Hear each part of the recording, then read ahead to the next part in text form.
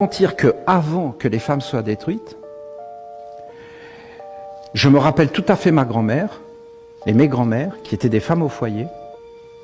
Ces femmes étaient sublimes et elles nous protégeaient comme c'est pas possible, et elles savaient enlever ces peaux de bête, c'est-à-dire les éthers qui sont autour de nous. Elles savaient par leur douceur, elles savaient par leur façon d'être, elles savaient amener, compenser. C'était un travail de fou. Après, on a décidé de détruire ces femmes pour qu'elles payent des impôts. Il faut quand même être éveillé. Écoutez bien les histoires derrière. Croyez pas que c'est la libération de la femme. Non, non, c'est la libération des grosses vaches. C'est-à-dire des vaches à lait qu'on va payer plus d'impôts, on va les écraser, on va créer une dette, on va les conduire en esclavage. C'est ça l'idée qui est derrière. Parce que les femmes ne cuisinant plus, plus personne ne sera cuisiné, plus personne ne sera s'occuper des enfants. Donc ça va être les garderies, donc ça va être des prétextes, donc ça va être tous les plats cuisinés, donc ça va être l'empoisonnement de toute l'humanité. Parce que ces êtres-là, ils n'ont pas mis des bons produits. Ils ont mis des poisons pour nous rendre faibles et nous rendre malades. Et plus nous sommes malades, et plus nous sommes asservis. Et plus nous avons besoin de leur médecine, de leur fausse science, parce que c'est de la sorcellerie, leur histoire. Et en fin de compte, ils font plein d'essais. D'ailleurs, il y a plein de gens qui meurent.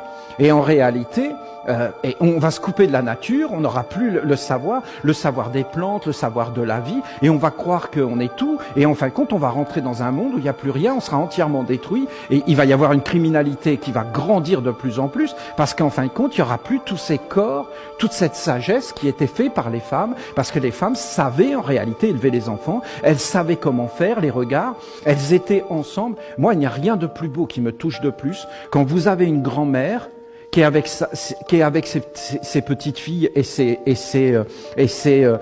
toutes les femmes, qu'elles se coiffent, qu'elles se lavent entre elles. Vous trouvez pas ça beau?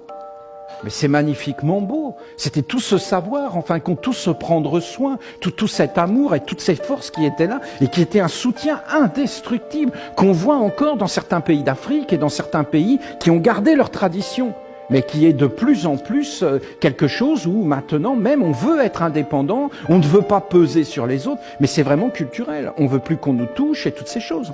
Alors en réalité, il y avait toute cette école, toute cette sagesse de la mère.